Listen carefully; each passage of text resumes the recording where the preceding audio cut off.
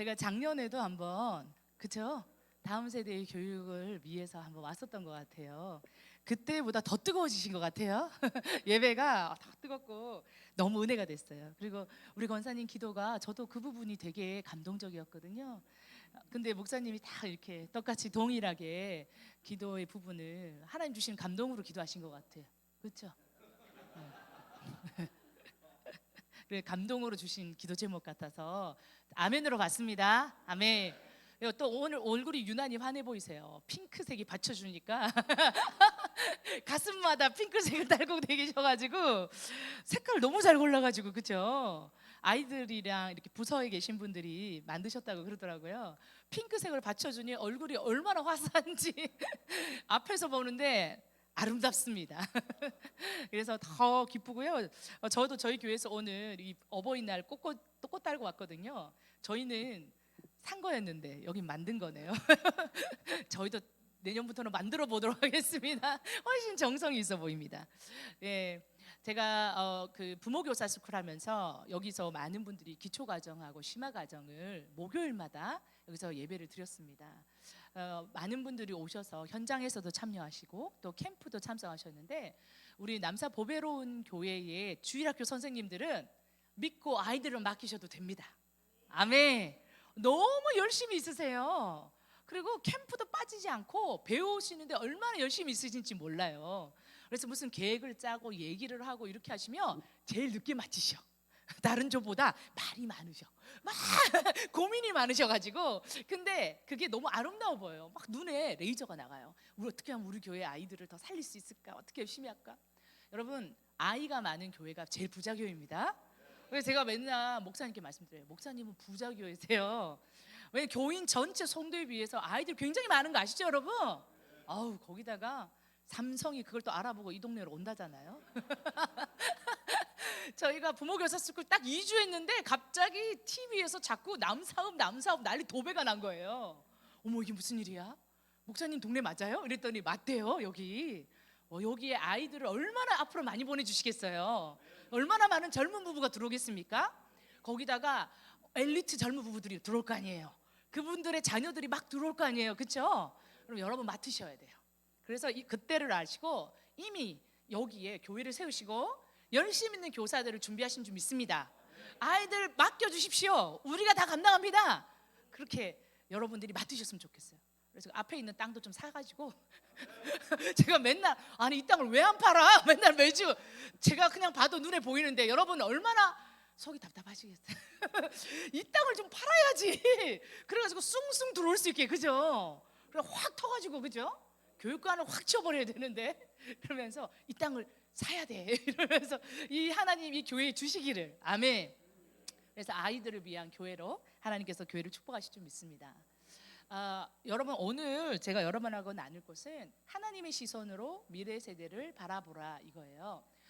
그런데 여러분 마땅히 행할 길을 아이에게 가르치면 그 아이가 나이가 들어서도 떠나지 않는다. 너무 잘 아시죠? 네. 여러분 진짜 나이 드신 남편이나 형제자매나 결혼해서 주위에 있는 분한테 전도했을 때 반응이 없는 분들은 희한하게 한 번도 교회 나가본 적이 없는 분들, 이런 분들은 생고구마도 그런 생고구마가 없어요. 아무리 얘기해도 교회 잘 안 나가요. 그런데 어떻게 몇 마디 했는데도 기도하고 이러면서 교회 나오시는 분들을 보면 과거에 그래 내가 옛날에 주일학교에 앞구멍으로 갔다가 뒷구멍으로 나온 적은 있어 이런 분들이에요.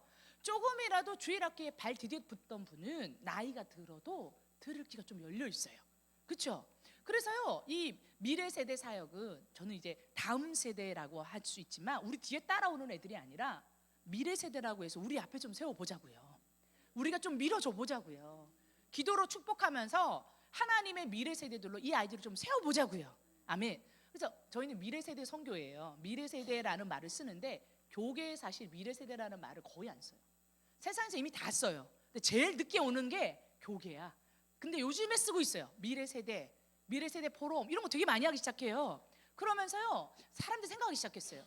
다음 세대 따라오는 애들이 아니라 하나님이 약속이 있는 세대로 이들을 축복하면서 교회가 우선순위를 두고 세워보자, 이 마음의 고백인 줄 믿습니다. 아멘.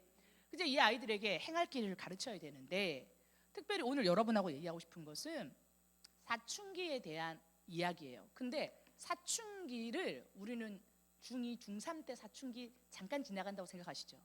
지금의 사춘기 개념은요, 초등학교 5학년, 6학년 요걸 사춘기 초기라고 합니다. 그런데 사춘기 직전기도 있습니다. 오토바이 시동 걸듯이 부릉 부릉 애가 좀 이상해져가. 언제부터 이상해지거든요? 3학년, 4학년쯤 되면 고집 생겨요. 그쵸? 느끼시죠? 우리 권사님 깜짝 놀라시네. 어머, 애가 뭘 안다고? 아니에요. 아시죠? 우리 부모님들 3, 4학년 되면 애가 좀 어떻게 돼요? 와, 어디 갖다 놔두고 싶어. 한 일주일 어디 정도 맡겼으면 좋겠어. 왜요? 오토바이 시동 걸듯이 애가 좀 이상해져요. 부릉 부릉 부릉. 어머, 나 이제 사춘기 시작할 거예요? 시작할 거예요? 뭐 이렇게 경고하는 것 같은 마음이 생기거든요. 우리 어린아이 키우신 분을 너무 잘 아실 거예요. 그래서 사춘기가 굉장히 빨라지고 있어요.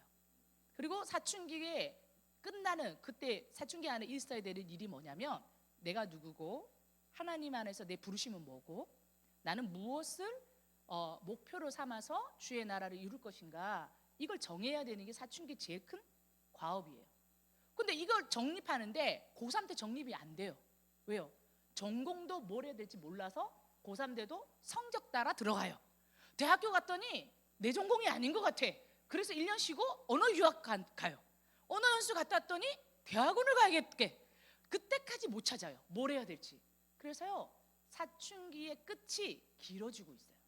그래서 오늘 요거를 중심으로 해서 내가 나이가 더 어린 아이를 둔 부모라면 뭘 준비해야 되는지, 이때 우리가 막닥뜨릴 때 뭘 준비해야 되는지, 여기를 통과하고 있는 자녀들이라면 어떻게 도와줘야 되는지를 실제적으로 좀 얘기를 할 거예요. 그래서 앞부분에서는 우리 사춘기에 대한 부분들이 왜 발생했는지 살짝 얘기를 할게요. 산업혁명이 일어났어요. 그렇죠? 산업혁명 이전에는 가정교육, 집에서 엄마가 애를 데리고 가르쳤는데 산업혁명이 일어나고 나니까 엄마들도 돈 벌러 나가요. 그리고 산업혁명 때는 노동력이 되게 쌌어요. 그래서 아이들도 공장으로 데려가서 아이들도 노동력을 가지고 착취를 했어요. 그러다 보니까 사람들이 가정교육이 붕괴되고 사회에서 여러 가지 문제가 발생하면서 이상하다. 왜 우리가 기존에 있던 전통사회랑 완전히 다른가? 그렇겠죠. 도시가 중심이 되고 지역 공동체가 무너지니까 자기들이 전혀 모르던 세상이 도래한 거예요. 이게 기준이 어디라고요? 산업혁명이었어요. 그래서 산업혁명 이후에 이 아이들을 어떻게 할 것인가, 이걸 처음으로 저술하 쓴 분이 그랜비 스탠리 홀이에요. 1904년에 미국의 이분은 교육학자였어요. 종교학자이면서도. 이분이 사회 변화를 조사를 하면서 도대체 왜 이렇게 변했을까? 이 산업혁명 이후에 사람들의 가치관이 붕괴되고 가정교육이 무너졌는데 어떻게 도와주지? 그러다가 보니까 진짜 중요한 거는 이 아이들을 교육하는데 이거더라는 거예요. 종교적 회심. 10대 때 주님을 만나야 돼. 그것만이 이 아이가 모든 질풍노도의 시기를 이길 수 있는 힘이 되더라. 아멘. 그래서 이분이요, 질풍노도의 시기라는 말을 처음 하신 분이에요. 이때 애들은 광풍처럼 휘말리면서 아주 힘든 시간들을 보내더라. 그런데 결론은 뭐냐? 종교적 회심. 뭡니까? 주님을 만나야 된다. 이렇게 얘기했어요. 내가 이때 주님을 만나서 하나님 앞에 부르심을 가지고 있어야 가장 효과적으로 내가 이 사춘기 시절을 보낼 수 있더라 라고 종교학자이자 이 심리학자인 그랜비 스탠리 홀, 질풍노도의 시기라는 말을 제일 먼저 쓰신 분이 주장했습니다. 근데 우리는 이게 종교적 회심 이런 거는 싹 잊어버리고 질풍노도의 시기만 아시잖아요. 다 들어보셨잖아요. 자, 그때 이런 특징들을 갖고 있었습니다. 자, 그러면 이때의 아이들에게 어떤 변화가 일어날까요? 다 알죠? 여성 호르몬이 많이 분비됩니다. 그죠? 에스트로겐, 프로게스테론, 남성 호르몬, 여성 호르몬, 테스토스테론 일어나니까 몸이 여자 남자가 되는 거예요. 여러분 보세요. 자기 인생에서 자기 몸의 변화가 자기 몸에 있어요. 매일매일 일어나면 갑자기 목소리가 아빠 이랬던 애가 아버 이렇게 되는 거예요. 그렇죠? 그리고 만약 갑자기 이렇게 어떻게 돼요? 이렇게 꺼뭇꺼뭇 수염도 나고. 교과서에 보면 여자아이들은 어깨가 동그래지고 허리가 잘룩해지고 엉덩이가 튀어나온다라고 교과서는 그렇게 돼 있어요. 근데 우리 허리는 들어갈 줄을 몰라요. 아직까지 안 들어가는데 어쨌든 교과서에는 여성 호르몬이 많이 분비돼서 동글동글해지면서 허리 잘록 이렇게 예쁘게 된다. 교과서는 언제나 그렇습니다. 그래서 여자 몸이 되고 남자 몸이 된다. 몽종을 경험하고 초경을 경험합니다. 보세요. 아이들이 왜 외모에 관심이 많을까요? 제일 큰 변화가 내 몸에서 일어나는 거예요. 아침에 일어나면 내 몸이 변해. 저녁에 잘 때 되면 내 몸이 변해. 심지어 제가 애들을 단기선교 데려가 보면요, 2주 만에 크는 남자애들도 있어요. 그래서 분명히 팔이 이렇게까지 왔거든요. 집에 갈 때 되면 팔이 이렇게 돼 있는 애들이 있어요. 그럼 얘가 무슨 옷을 엄청 세탁기에 빤 거 아니잖아요. 손으로 그냥 대충 빨았겠죠. 그 사이에 키가 이만큼 컸어요. 진짜 남자애들은 중2, 중3 나이가 되면 2주 동안에 키가 막 3cm, 4cm도 커요. 집에 갈 때 되면 변성기 오는 애도 있어요. 그래서 정말 눈에 보이거든요, 자라나는 게. 이런 식으로 자기 몸에서 일어나는 변화 때문에 당연히 외모에 최대로 관심이 많습니다. 거기다가 호르몬이 성호르몬의 변화가 가장 크기 때문에 이렇게 생각하시면 돼요. 성적으로 가장 호기심이 왕성할 수밖에 없어. 근데 이건 누가 이렇게 만드신 거예요, 여러분? 하나님이 우리 인간 발달 과정 가운데 자연스럽게 하신 거예요.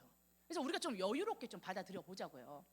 너는 공부는 안 하고 맨날 얼굴에 찍어 바르고만 하고 뭐 이렇게 보신 게 아니라 우리 딸이 이제 드디어 교과서적으로 동글동글 잘로 이게 이제 이렇게 시작됐구나, 이렇게 좀 생각하시면서 배운 분답게, 배운 부모답게 좀 여유롭게 바라봐줘요. 그러면 그래 좀 찍어 바를 수 있지.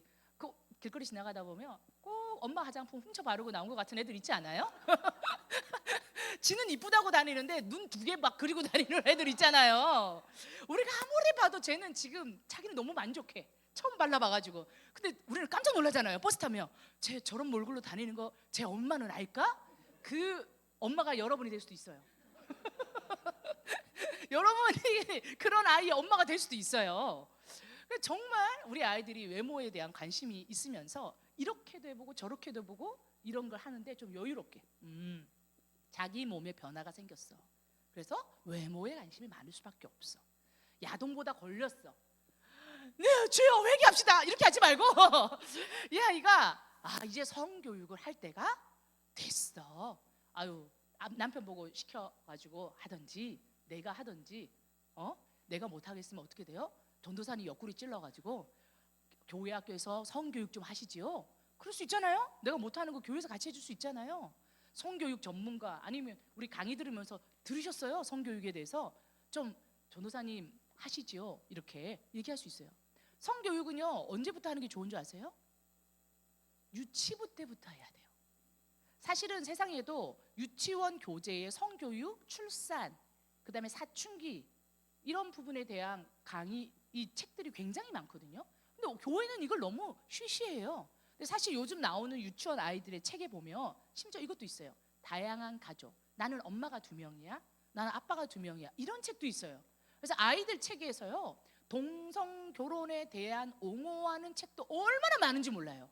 그래서 여러분들이 아이들 전용 책이라고 해서 내용을 검수하지 않고 그냥 보여주시면 안 됩니다.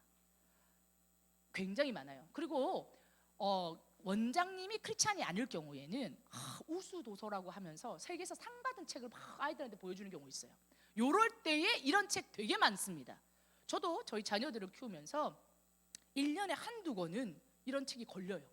이걸 왜 했지? 선생님 분명 이 내용 검수 안 하시고 한 것 같아. 저희 유치원에서는 아이 다닐 때는 지금 애들이 다 사춘기고 큰애는 21살이에요 저도. 근데 아이들이 이렇게 하면서 책을 매일매일 가지고 왔거든요. 집에 가서 읽고 와라 읽고 와라. 근데 그 책이 1년이면 2-3권 정도는 동성결혼 부부에 대한 이야기들인 거예요. 근데 그게 일반 유치원에 이미 10몇 년 전에도 막 깔려 있는 거예요. 그런데 거기에 보면 다 상 붙어 있어. 세계적인 권위의 상들. 그러면 선생님들이 세계적인 권위의 상 딱 라벨 붙으면 이거부터 고르거든요. 이거 좋은 책이라고. 그런데 부모들도 좋은 책 보고 있네 애가, 이렇게 넘어가요. 그래서 내용을 검수하시라. 아이들이 보는 아동서적도 이게 굉장히 많이 이렇게 동성에 대한 옹호하는 쪽으로 제일 많이 침투한 게 교과서가 아니에요, 여러분. 교과서도 그런 면이 있는데요. 아동서적이에요. 아동서적. 특히 유아 유치 서적이에요. 근데 이 부분에 대해서는 부모님들이 그럴 거라고 생각을 못 하시더라고요. 이런 부분도 있고요. 자, 그래서 우리 아이들에 대해서 성교육을 하는 것에 대해서 제가 좀 추천드립니다. 언제부터 얘기를 해야 되냐? 밥상머리에서 유치원 때부터 성에 대한 얘기를 할 수 있어야 중고등학교 때도 그 얘기를 부모와 아이가 함께 할 수 있어요.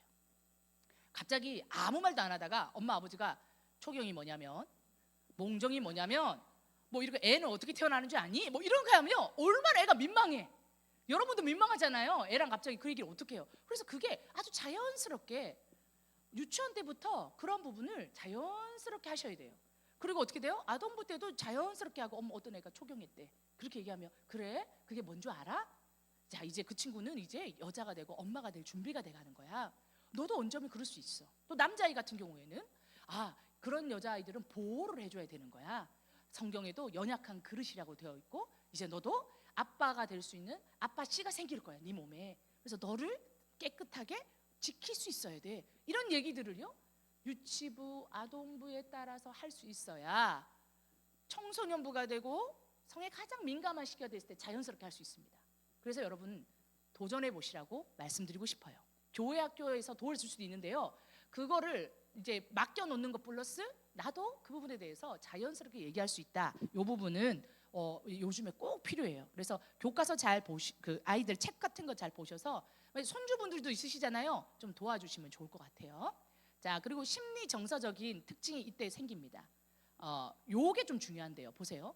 부모의 통제권을 거부하는, 권위를 거부해요. 내가 어디까지 할 수 있는지를 경험치로 알고 싶거든요. 그래서 기존에 내가 들었던 이야기들 중에 실제로 이게 맞는지 틀렸는지를 들은 게 아니라 경험치로 확인하고 싶어요. 그러니까 얘네들 안에 어떤 일이 벌어지냐? 부모님이 말했던 것들을 일단 다 거절해. 선생님이 얘기한 걸 다 일단 거절하고 내가 겪어보고, 그게 신앙에도 들어와요.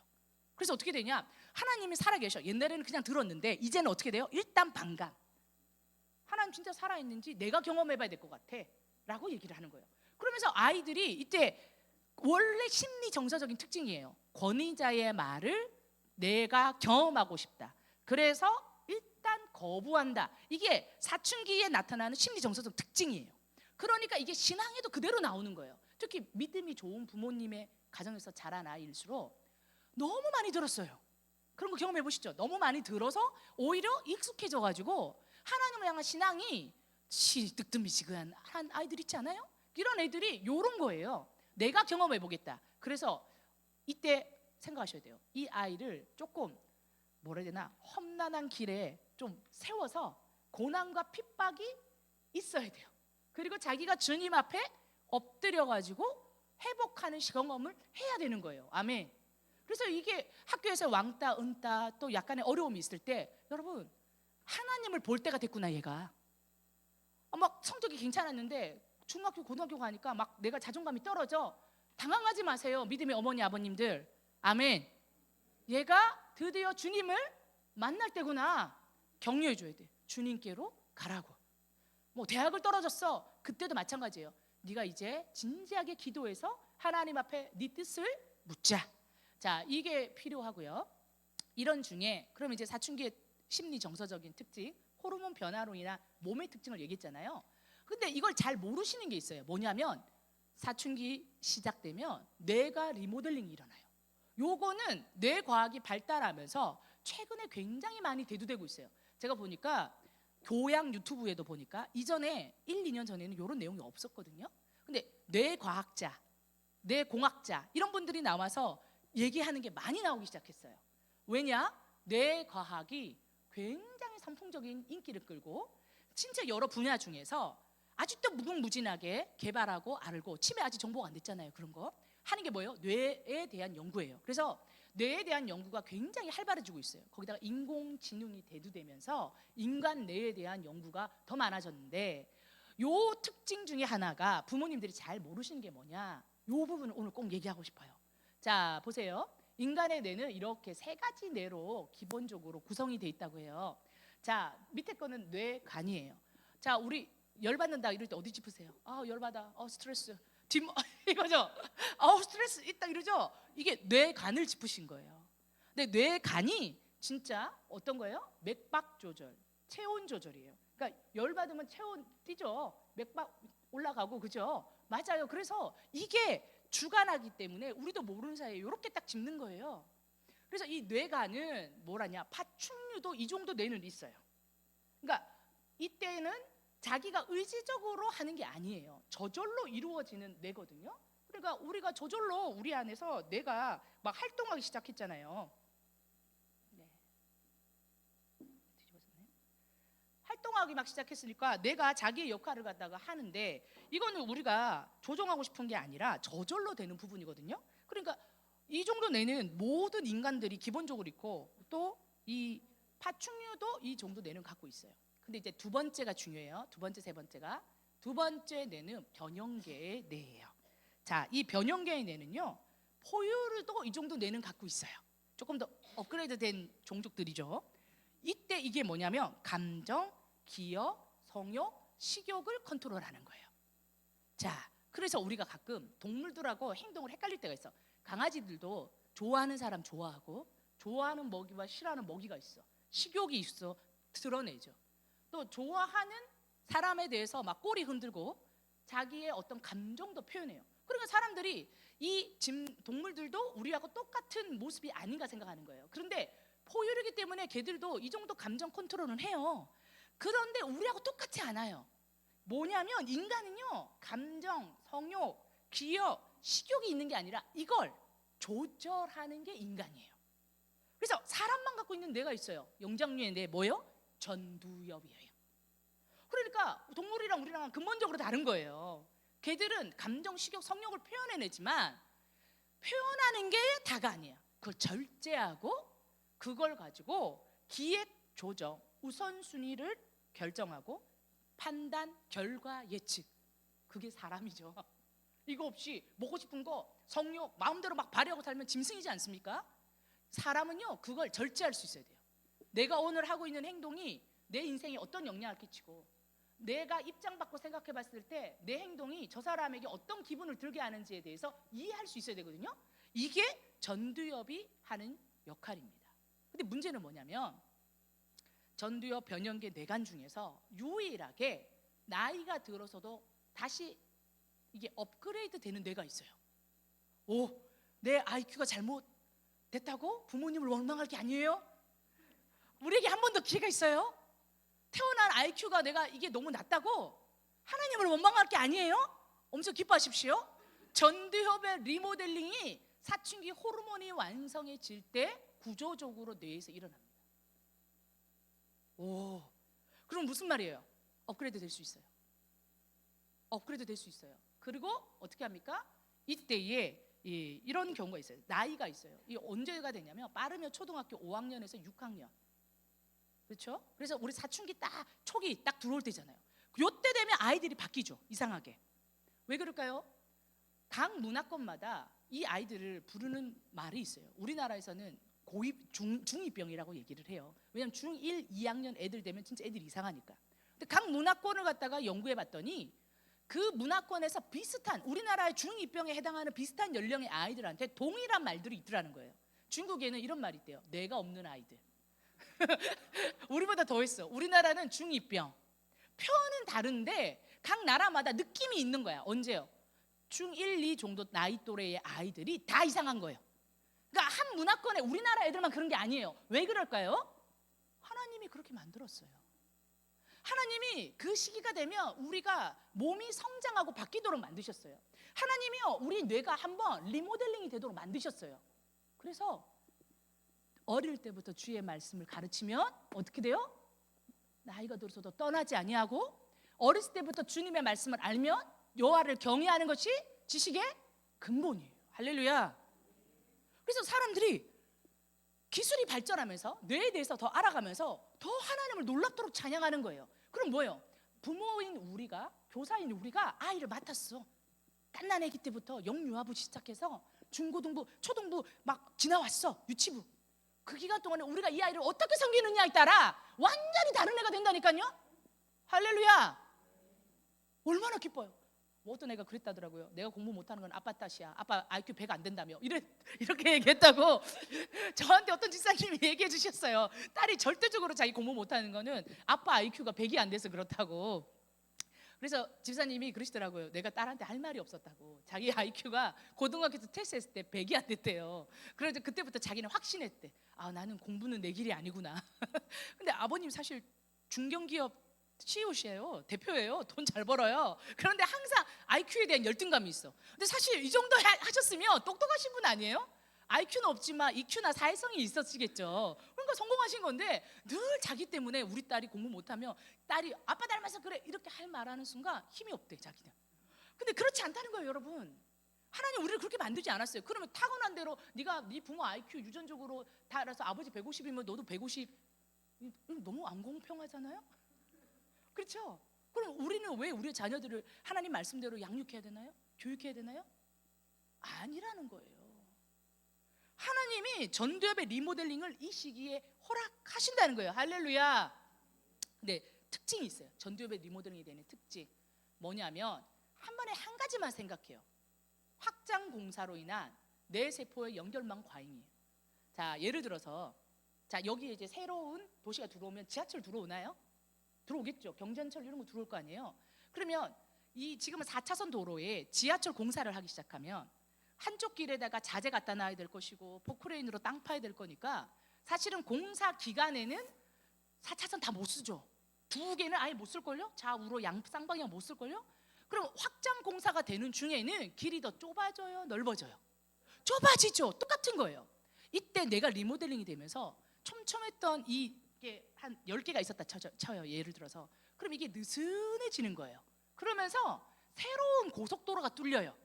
예전에는 아주 단편적으로만 반응했는데 지금은 다양한 분야, 눈에 보이지 않는 것도 사고할 수 있고 추상적 사고가 가능해지고 논리적인 어휘가 가능해지고 어휘력이 폭발하고 들어보셨죠? 그러면서 이 연결망이 느슨해지면서 새로운 길들이 막 뚫리기 시작하는 거예요. 그럼 이게 느슨해지는 시간 동안에 버퍼링이 와요. 버퍼링 알죠? 이렇게 그때 우리가 우리 애들을 보면 속에 천불이 나는 거예요. 그러니까 우리 애가 갑자기 이런 말 되게 많이 하시지 않았어요? 너는 어렸을 때는 똑똑하고 애가 안 그러더니 왜 갈수록 말을 안 듣고 말귀를 못 알아듣니? 이 말 이번 한 주간 동안 해보신 분 손? 아, 저 뒤에서 바짝 드셨어요. 이번 한 주간 동안 이 말 해보셨죠? 분명히 5, 6학년이나 중학교 1학년, 2학년을 둔 부모님은 이 말 일주일에 몇 번은 더 한다고요.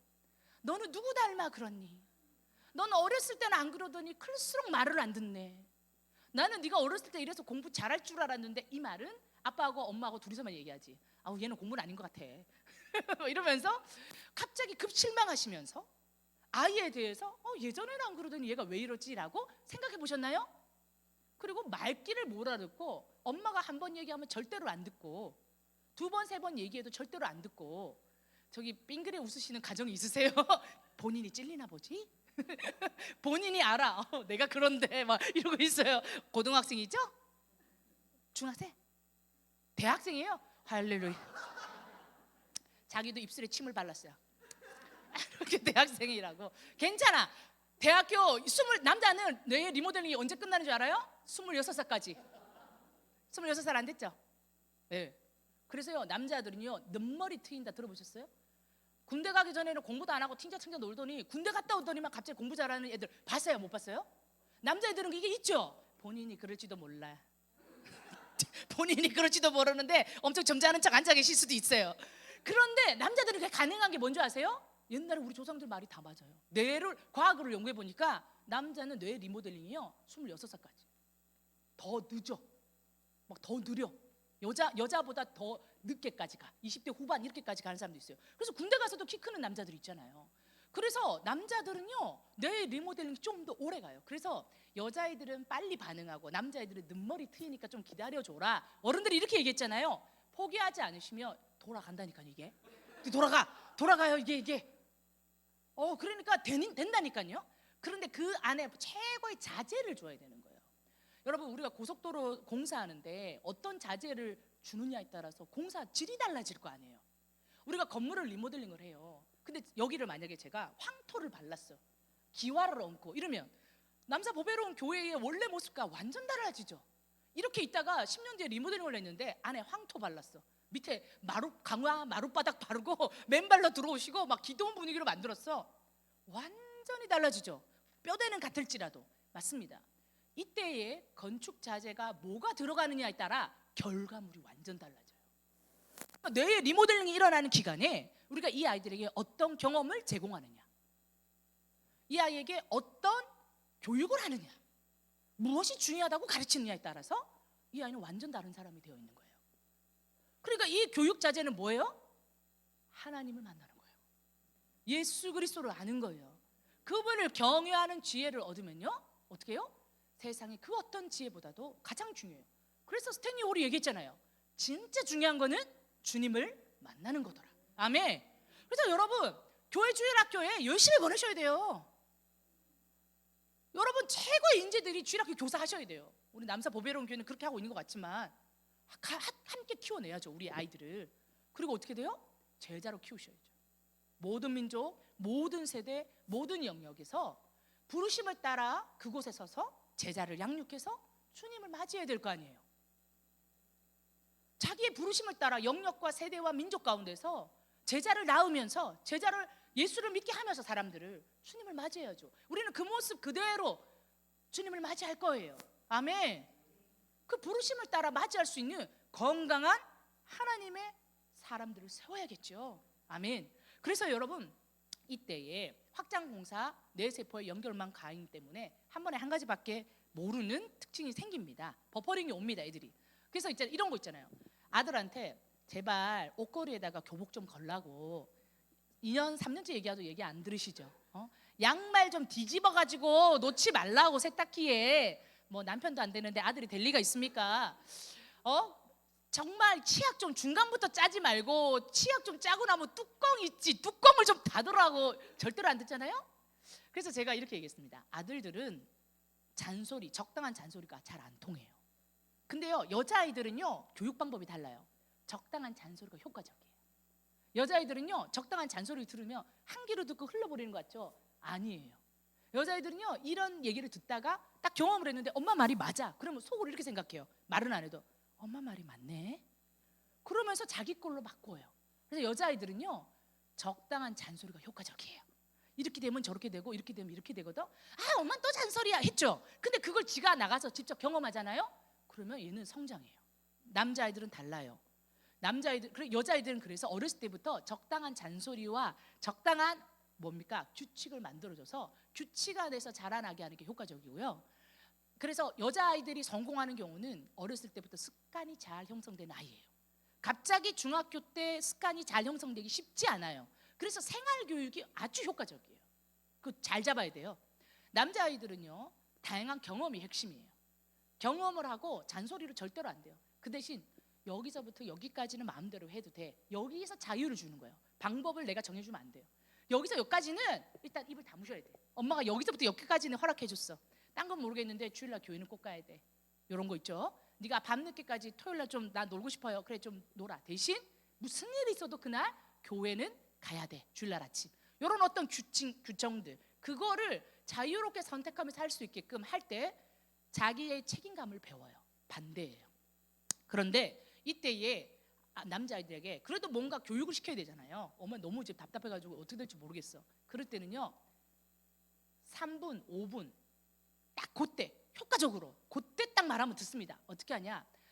게임하고 있고 컴퓨터 하고 있는데 뒤통수에 대놓고 교복 좀 걸라고, 이거 백날 해도 안 합니다. 엄마 목만 아파요. 그러고는 엄마가 언제 이렇게 얘기하잖아요. 애가 나한테 언제 그런 얘기했어? 그러면 우리는 어떻게 돼요? 이렇게 뇌관을 붙잡게 되어 있죠. 뇌관을 붙잡게 되어 있어요. 그래서 어깨를 톡톡톡 건듭니다. 눈을 딱 마주치고 이 눈 2분 3분 마주치는 이때 얘기해야 돼요. 옷걸이 보이지? 옷 걸어. 못 있지? 걸어. 알았지? 이렇게 눈으로 직접 보여줘요. 효과적이에요. 해요. 그래서 제가 어느 날 지나가고 있었는데 제 강의를 이걸 들으셨나 봐요. 어떤 여자 젊은 집사님이 저기서부터 저한테 뛰어오는 거예요. 선교사님! 그래가지고 제가 너무 부담스럽게 뛰어오셔가지고 네!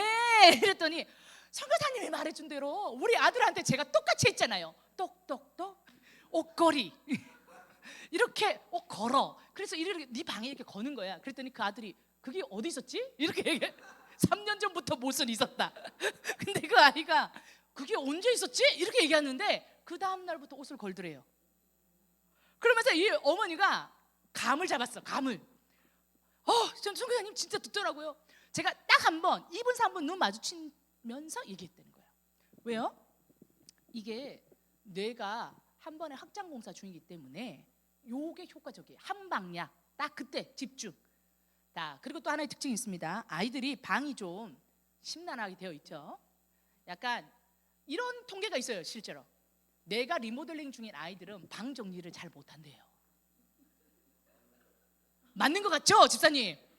저희 딸이 중2였어요. 작년 막내딸이 올해 중3이에요. 그래서 제가 이 강의를 듣고 어느 날 우리 딸 둘째 딸이 하도 난리 쳐가지고 방을 제가 한번 문을 탁 연 다음에 딸아, 뇌가 리모델링 될 때 네 뇌의 상태하고 비슷하게 방이 모습이 나타난다던데 네 뇌는 리모델링 중이구나. 제가 문을 닫았어요. 얘가 너무 기뻐하면서 자유했어. 뇌가 리모델링 중이구나.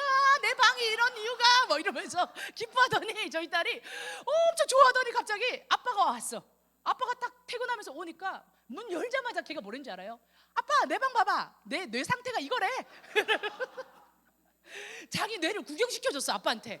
완전 난장판인데. 그래서 애들이 막 난장판이다가 철이 드니까 좀 정리해요, 안 해요? 정리하죠. 그게 어떻게 돼요? 쥐가 머릿속이 정리가 돼 가는 거예요. 그리고 엄마는 너무 쉽잖아요. 일단 바닥에 있는 애를 위로 다 올려. 그리고 일단 다 집어넣어, 서랍에. 그렇게만 해도 깨끗해. 이런 거 해보셨나요? 절대로 안 하죠. 이렇게 막 켜켜키 쌓여있고 땅바닥에 그렇게 굴러다니잖아요. 그 이유가 자기가 약간 정리가 안 돼서 그래요. 우선순위가 안 생겨요. 한 번에 한 번밖에 안 해요. 그래서 그런 거예요. 약간 여유가 지나면 제가 이제 막내딸이 중3을 돌파하고 있기 때문에 올해만 봐준다 이러고 있거든요. 약간씩 정리가 되고 있는 것 같아요. 내가 약간 정리되고 있는 것 같아요. 약간씩 정리되고 있어요. 그래서 정리하는 우선순위도 잘 모릅니다. 진짜 중요한 것 같으면 눈 딱 똑똑똑 눈 마주치고 가르치시는 거예요. 자, 그 다음에 뇌가 리모델링이 일어나면 어떤 일이 벌어지냐면요, 감정의 기복이 굉장히 심해져요. 이유가 있습니다. 성 호르몬이 분비돼서 성에 대한 관심은 엄청나게 높아지는데요, 일생 중에 가장 성 호르몬 분비가 높아요. 그런데 감정 조절 호르몬이 있어요, 사람 몸에. 세로토닌이라는 이 호르몬은 아동기 성인기의 40%로 감소합니다. 무슨 말이에요? 감정 조절이 안 된다 이거예요. 그러면서 어른들이 이렇게 얘기하는 거예요. 너는 애 때는 안 그러더니 클수록 반항하고 클수록 성질이 왜 이렇게 불같냐. 당연합니다. 얘는 다른 때는 10번 중에서 10번 다 참을 수 있었어. 엄마가 얘기하면 기다릴 수 있었고 화내지 않을 수 있었어요. 그런데 10번 중에서 어떻게 돼요? 이제는 40%밖에 없잖아요. 6번은 폭발하는 거예요. 조절이 안 돼. 횟수가 이만큼 뚝 떨어져요. 보세요. 자기 인생 중에서 자기 몸에서 호르몬 분비가 이렇게 제일 높은데, 성호르몬 분비는 높은데 그걸 조정하는 감정 호르몬은 성인기와 아동기보다 떨어져요. 얼마나 지도 힘들겠어요. 그러니 동서고금을 막론하고 이팔 청춘의 로미오와 줄리엣과 춘향이가 나타나는 거예요.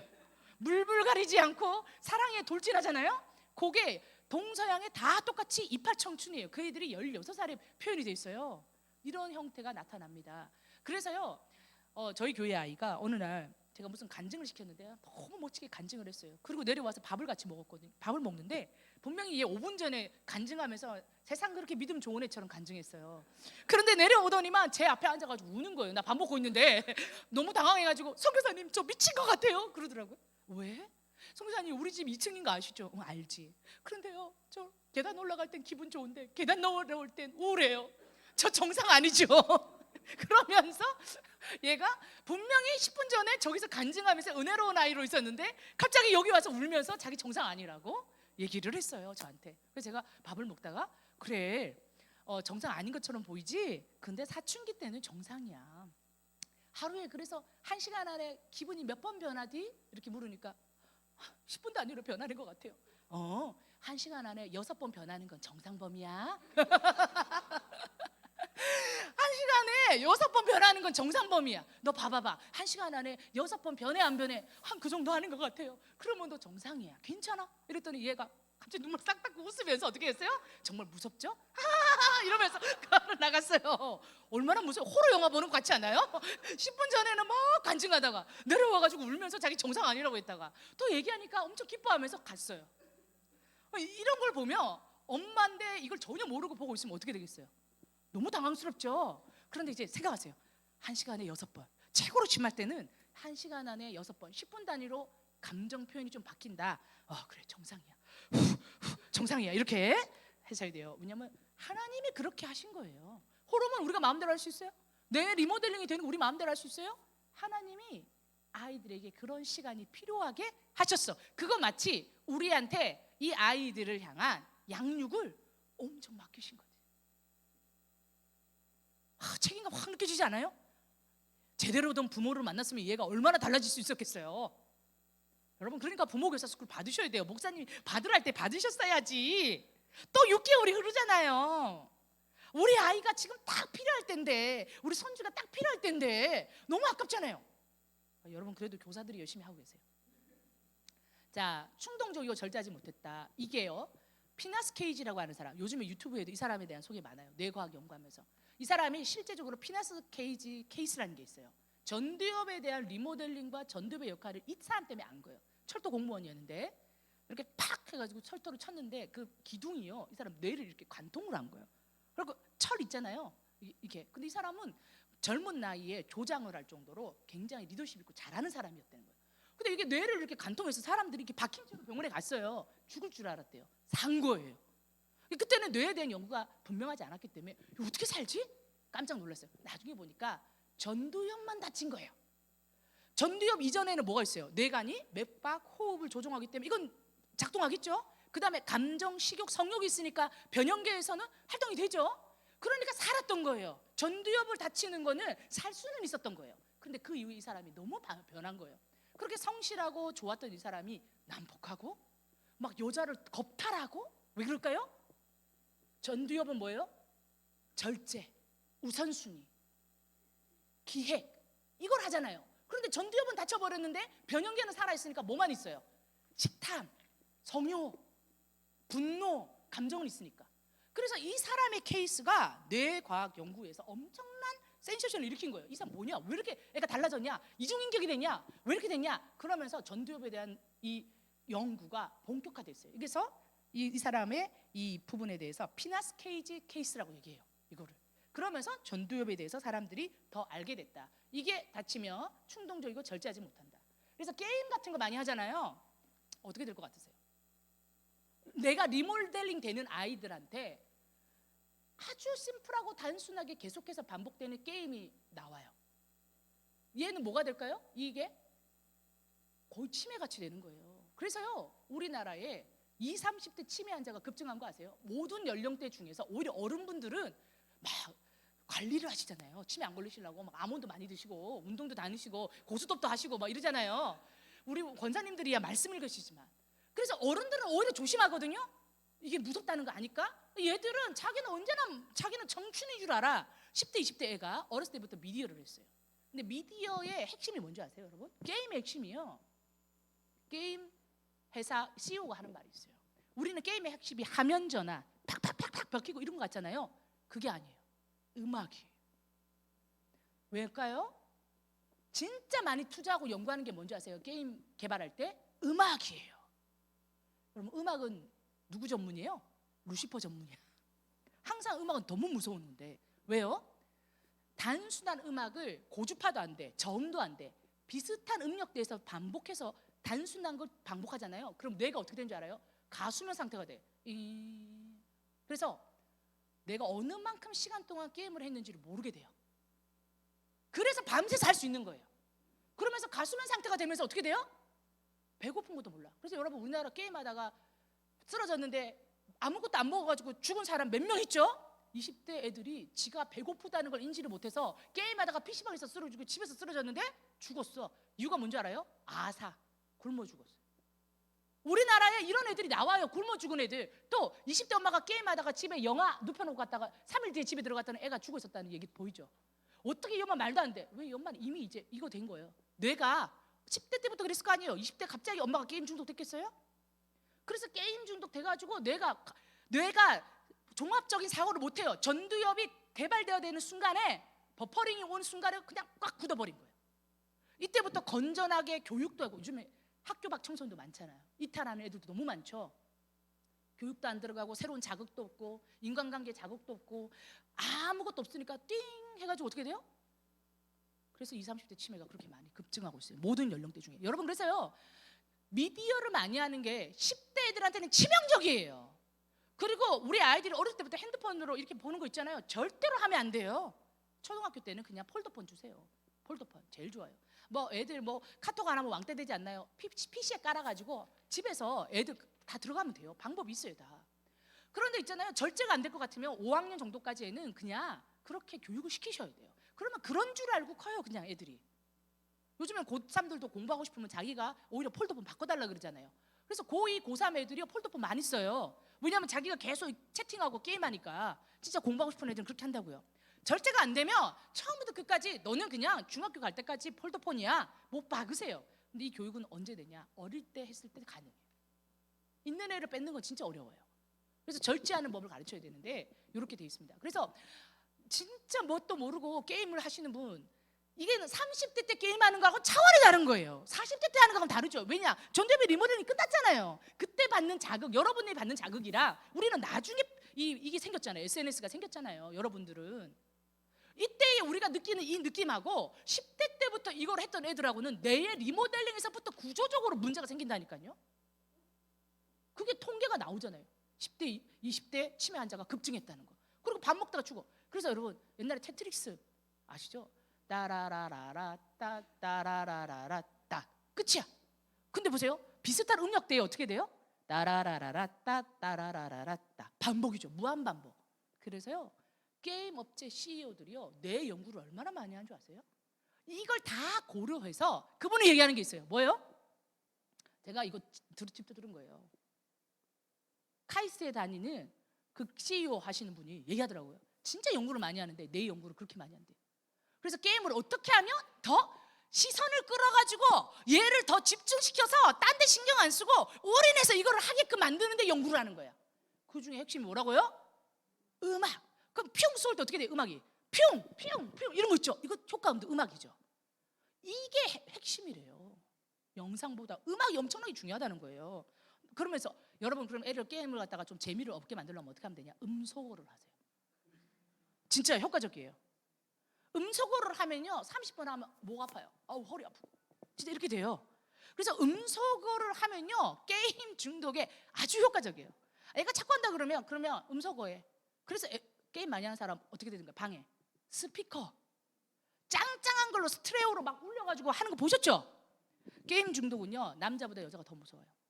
실제적으로 게임 중독이 남자들이 훨씬 많이 되는데 게임 중독이 여자가 되잖아요. 여자가 더 무서워요.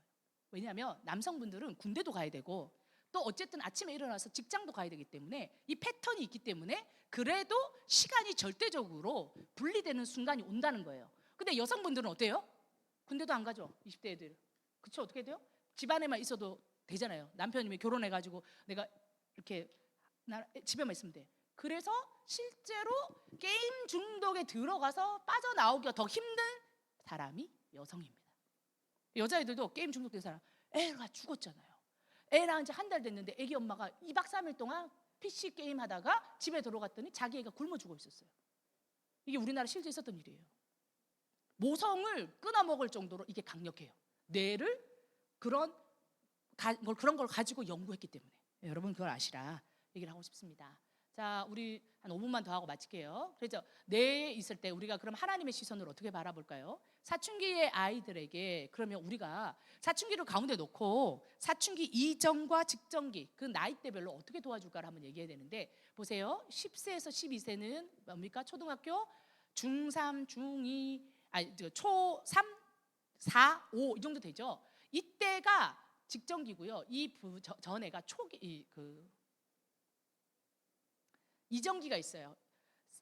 그러니까 우리 아이들의 사춘기가 요때가 직전기가 10살부터 12살이잖아요. 그런데 이때 나이를 지나간 분도 있고 지금 하고 있는 분도 있는데, 지금 이 아이들을 도와줄 때 어떻게 생각해야 되냐면 과거에 우리가 이 아이를 키웠던 거랑 비슷해요. 적용을 해야 돼요. 생후 5개월에서 10개월의 아이로 이해를 하시면, 그때 내가 이 아이를 바라보는 마음으로 하면, 우리가 이 10살짜리 아이는 처음 키우지만 경험치를 가지고 올 수 있잖아요. 그래서 비교를 하는 거예요. 지금 내가 10살에서 12살 아이를 바라보는데, 이 아이를 볼 때 어떤 마음으로? 얘를 생후 5개월에서 10개월에 키웠던 마음으로 바라보는 거예요. 자, 요때 키가 있어요. 이때 아이들은 격려하는 마음으로 함께하는 게 너무 중요해요. 그 전에는 친밀감을 쌓기가 중요하거든요. 왜냐하면 우리가 아이들에게 친밀감을 쌓는 것은 엄마가 절대적으로 이 아이들을 갖다가 수유를 해야 되잖아요. 그래서 아이들이랑 같이 데리고 있는 일들이 있는데, 요 뒤에 아이들은 어떻게 되냐? 생후 5개월에서 10개월 된 아이들은 사람을 구별하기 시작하죠.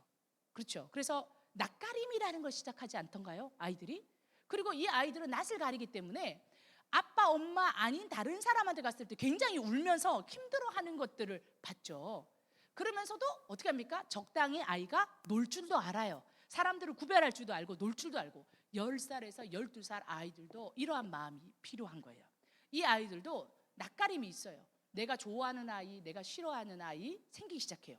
그러면서 요때 이상하게 어릴 때는 안 나오더니 은따, 왕따 요런 거 시작돼요. 내가 좋은 아이, 내가 싫은 아이, 나랑 맞는 아이, 틀린 아이를 구별하기 시작하거든요. 요때에 아이들을 두신 분이 있다면 언제로 생각해야 돼요? 5개월, 10개월 때 우리 아이가 낯가림 시작하고 좋아하는 거, 싫어하는 거 구분하기 시작하면서 자기가 자기 의견을 막 표현하기 시작했던 걸 생각하셔야 돼요. 그러면서 어떻게 되냐? 틀렸냐 맞느냐가 아니라 그 모습 그대로, 그래, 이런 거를 네가 좋아하는구나, 아, 이런 거는 싫어하는구나 라고 하면서 격려하는 마음, 그런 것도 좀 한번 해볼래? 라는 마음으로 여유 있게 바라보시라, 이 말입니다. 자, 그 다음에 두 번째, 사춘기 초기가 있어요. 사춘기 초기는 13세에서 14세예요. 여기는 생후 10개월에서 16개월의 아이들로 비교해 볼게요. 여러분의 아이가 5학년이야, 중학교 1학년이야. 그러면 사춘기 초기죠. 이때 막 아이가 호르몬의 변화가 오기 시작하죠. 이때 뭐가 있냐면 10개월에서 16개월 애들은 걸음마를 시작해요. 이게 무슨 말이냐면, 한 공간 안에 엄마 아빠가 있으며 어느 정도까지는 내가 부모를 떨어져 가지고 그 공간 안에서 있어도 적당히 안정감을 느끼는 나이예요. 그렇지만 뒤돌아봤을 때 누가 있어야 돼요? 부모가 있어야 돼. 아무리 10에서 16개월 애가 걸어 다녀도 부모가 그 공간에서 벗어나 버리면 어떻게 돼요? 애가 울어버리죠. 똑같아요. 정서적 특징이 딱 이거예요. 이 아이들은 내가 어디까지 할 수 있는지를 조금 떨어져 나가보기 시작해. 그리고 갑자기 얘가 친구랑 같이 옷 사러 가보겠다든지, 한 번도 안 그러다가 친구랑 같이 시내에 나가보겠다든지, 요거를 딱 하는 게 딱 6학년 중1 때야. 그럼 우리가 볼 때는 애가 어린데 얘가 친구랑 무슨 옷을 제대로 사올 수 있을까? 친구랑 같이 나가서 밥을 먹고 오겠대. 이거를 이때 시작할 거예요. 그러면 어떤 엄마는 안 된다 그러고 전화하고 잡아대고, 그러면 여러분 어떻게 된다고요? 언제든지 엄마는 여기 있으니까. 그럼 어떻게 돼요? 엄마가 정 불안하시면 그 식당에 데려다 줘. 그리고 엄마도 근처에서 커피를 마시든지 쇼핑을 해. 그 다음에 몇 시에 만나자. 정 불편하시면 그렇게라도 하시더라도 이 아이한테 기회를 줘야 된다. 이해되시죠? 요때 분명히 애들이 이런 단어로 쓰면서 자기를 의견을 딱 낼 거예요. 안 돼! 라고 차단하면 이 아이는 성장의 기회를 잃어버리세요.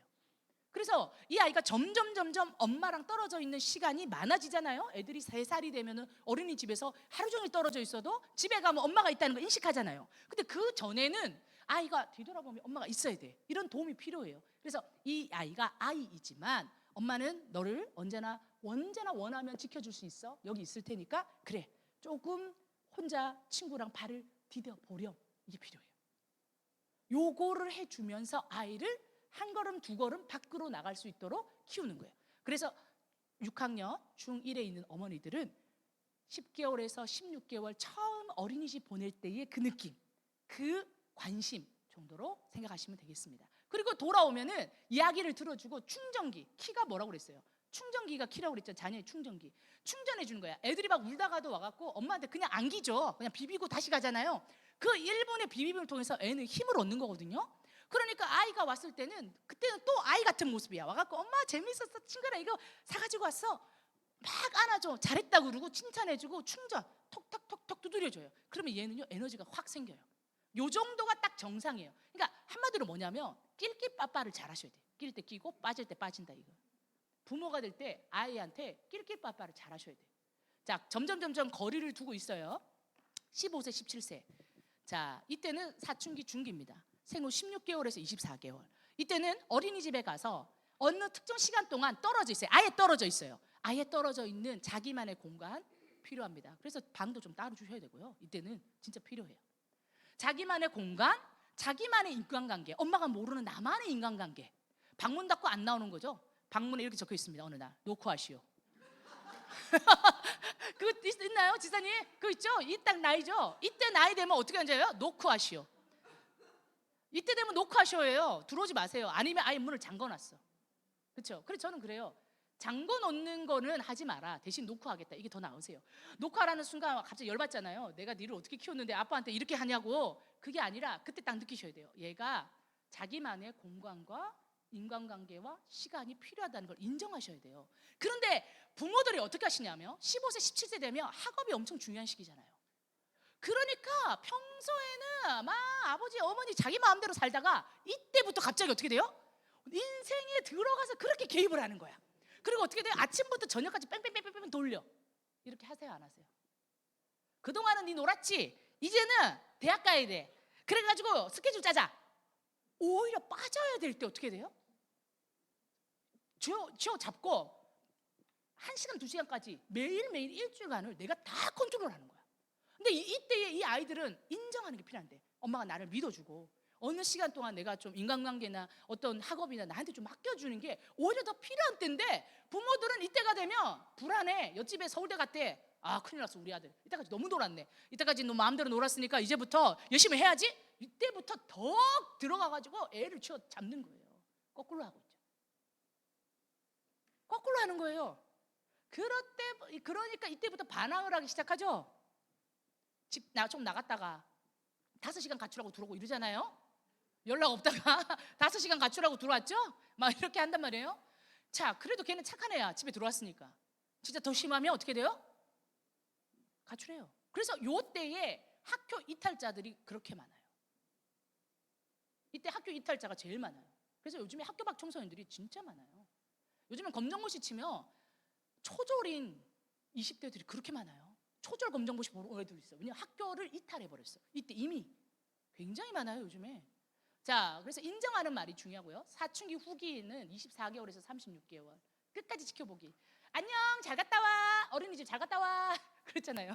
끝. 그리고 하루 종일 그냥 맡긴 거잖아. 선생님한테 맡겼어. 맞아요. 안녕, 잘 갔다 와. 엄마, 제가 이번에 이렇게 한번 공부를 좀 해보려고요. 그래? 해. 네가 도움이 필요하면 난 언제든지 도와줘. 그 대신 말하지 말아야 돼요. 딱 이때는 아예 떠나보낼 준비를 해야 돼요. 대신 이건 있어요. 얘가 나한테 도움을 요청할 때는요, 도와줘야 돼요.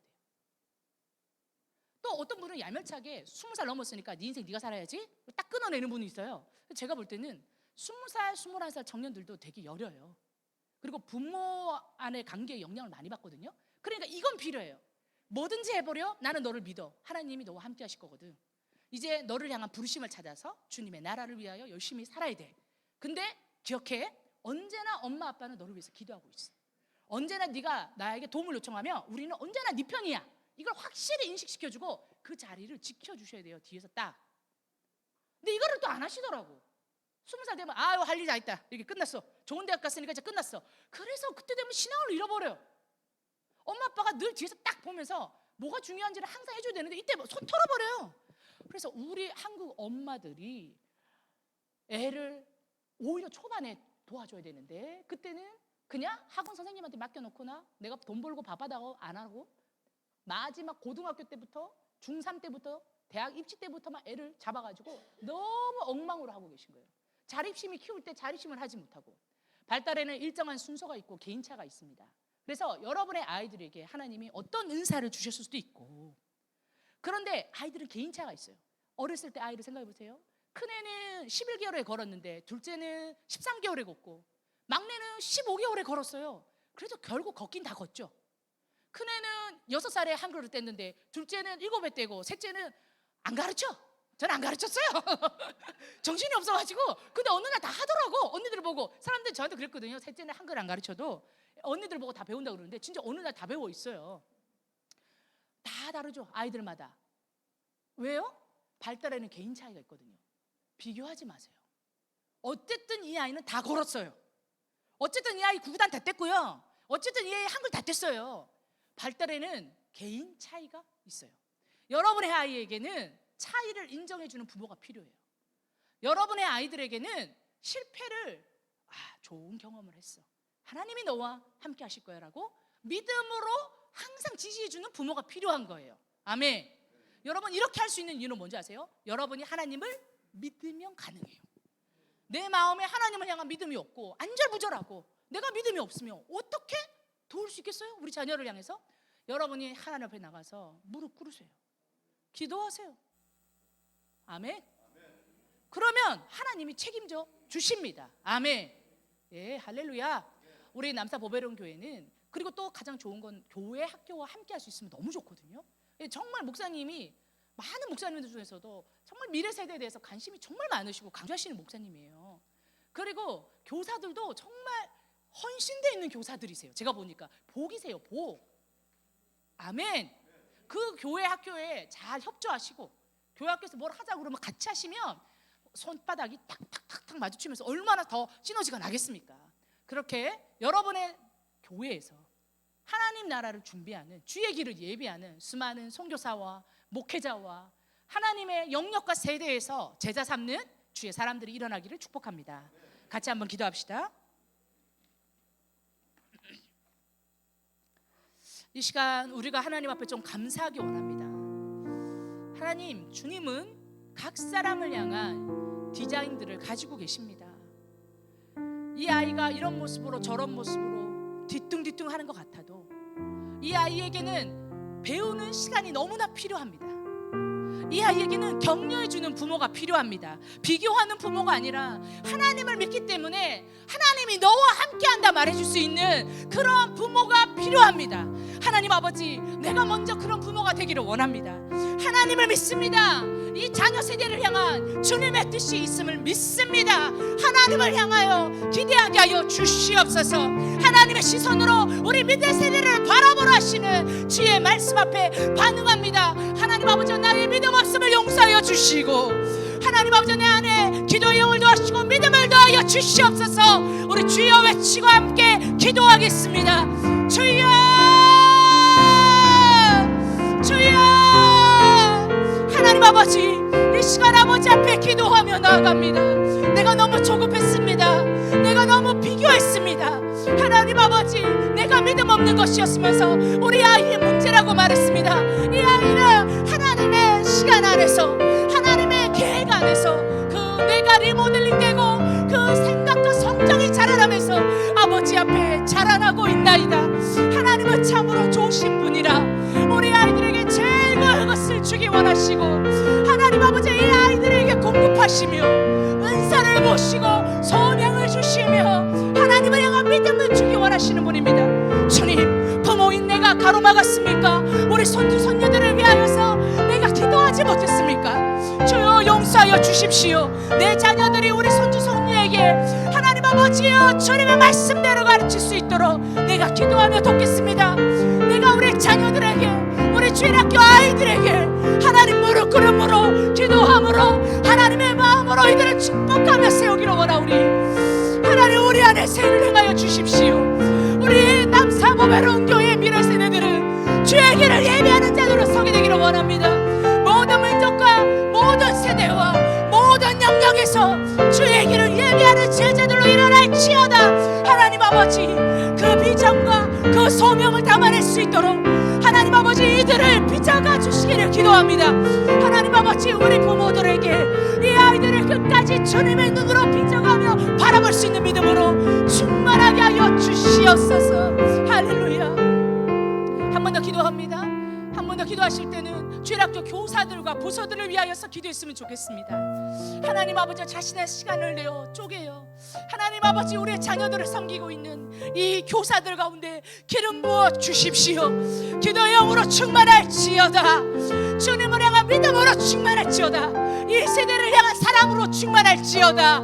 하나님의 영적 권세를 가지고 가진 교사들로 일어날지어다. 교회 학교마다 그 하나님 비전대로 응답하여 주십시오.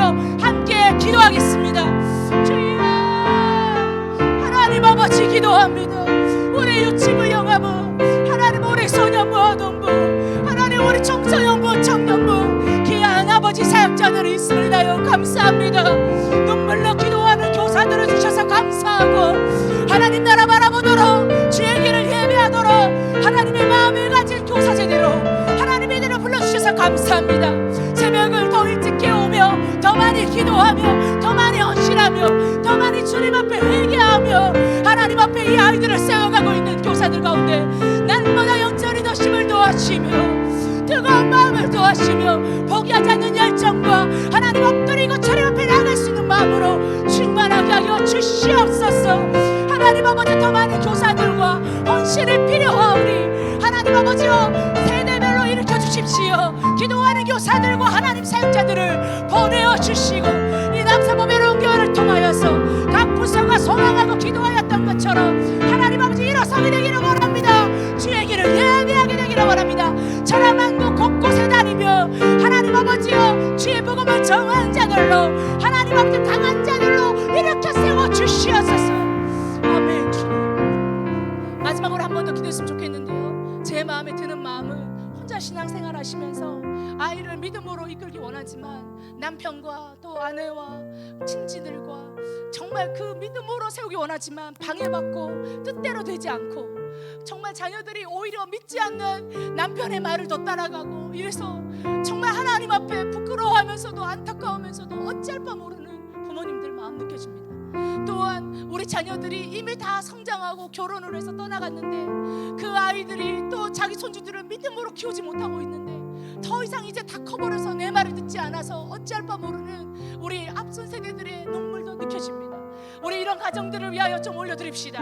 홀로 신앙생활하며 고군분투하지만 자녀들 주님 앞에 데리고 올 수 없어서 괴로워하는 어미들이 있습니다. 하나님 어찌할 바 모르는 하나님 아버지 우리 할머니 할아버지 세대에 있습니다. 주님 다시 믿음의 자녀들 되게 하여 주십시오. 남편도 신앙생활을 같이 하여 우리 자녀들 믿음으로 키울 수 있도록 도와주십시오. 함께 기도하겠습니다. 하나님 이 시간 눈물로 기도하는 어미들을 기억하여 주시옵소서. 주님 믿음으로 키우고 싶습니다. 주님의 일꾼들로 키우고 싶습니다.